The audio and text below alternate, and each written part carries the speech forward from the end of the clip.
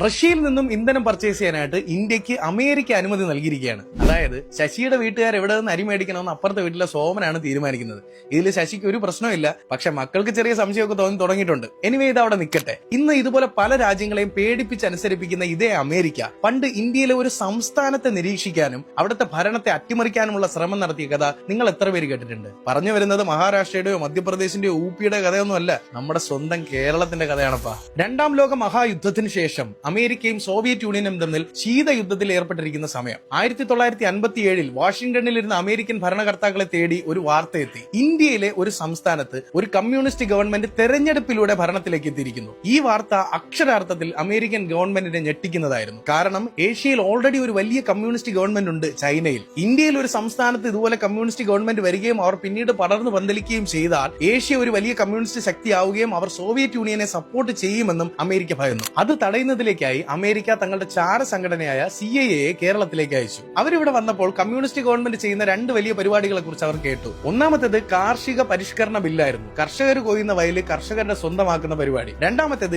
Education ബില്ലായിരുന്നു, എല്ലാവർക്കും ഒരുപോലെ വിദ്യാഭ്യാസം ഉറപ്പാക്കുന്ന നയം. ഇത് രണ്ടും തകർക്കുക എന്നുള്ളതായിരുന്നു അവരുടെ പ്രൈം മോട്ടീവ്. ഈ ഒരു ലക്ഷ്യം അവർക്ക് മാത്രമല്ല ഉണ്ടായിരുന്നത്, അന്നത്തെ ഇവിടുത്തെ പ്രതിപക്ഷവും കത്തോലിക്ക സഭയും NSSഉം ഈ ബില്ലുകളെ ഒരുപോലെ എതിർത്തിരുന്നു. ഈ എതിർപ്പുകൾ തന്നെയായിരുന്നു പിന്നീട് നടന്ന വിമോചന സമരത്തിന്റെ അടിത്തറ. 1959 ജൂൺ മാസം 13 കേരളത്തിന്റെ കറുത്ത അധ്യായങ്ങളിൽ ഒന്നായ അങ്കമാലി വെടിവെപ്പ് നടക്കുകയും അവിടെ ഫ്ലോറി എന്ന പേരുള്ള ഒരു ഗർഭിണി കൊലപ്പെടുകയും ചെയ്തിരുന്നു. ഇതിന്റെ പേരിൽ ഇന്ത്യയിലൊട്ടാകെ വലിയ പ്രതിഷേധങ്ങൾ ഉയരുകയും 1959 ജൂലൈ മാസം 31 ഇന്ത്യൻ പ്രസിഡന്റായിരുന്ന രാജേന്ദ്ര പ്രസാദ് 356 വകുപ്പ് പ്രകാരം EMS ഗവൺമെന്റിനെ പിരിച്ചുവിടുകയും ചെയ്തിരുന്നു. അങ്ങനെ ഒരു സംഭവം തന്നെ ഇന്ത്യയിൽ ആദ്യമായിട്ടാണ് ഉണ്ടായത്. എനിവേസ്, അന്ന് നടന്ന ഈ വിമോചന സമരങ്ങൾക്ക് അമേരിക്ക ഫണ്ട് ചെയ്തിട്ടുണ്ട് എന്നുള്ള ആരോപണങ്ങൾ ഉയർന്നു വന്നിരുന്നു. പക്ഷെ അതൊക്കെ വെറും ആരോപണങ്ങളല്ല, അങ്ങനെ ഫണ്ട് ചെയ്തിരുന്നു എന്ന് പിന്നീട് അമേരിക്കൻ അംബാസഡേഴ്സ് ആയിട്ടുള്ള ഡാനിയൽ പാട്രിക് മൊയ്നിഹാനും എൽസ്വർത്ത് ബങ്കറും പറഞ്ഞിരുന്നു. എന്ത് തന്നെയായാലും അമേരിക്കയ്ക്ക് അന്ന് 3 ലക്ഷ്യങ്ങളുണ്ടായിരുന്നു. 1, കേരളത്തിൽ ഇനി ഒരിക്കലും കമ്മ്യൂണിസ്റ്റ് ഗവൺമെന്റ് ഉണ്ടാവാതിരിക്കുക. 2, കാർഷിക ബില്ലിനെ അട്ടിമറിക്കുക.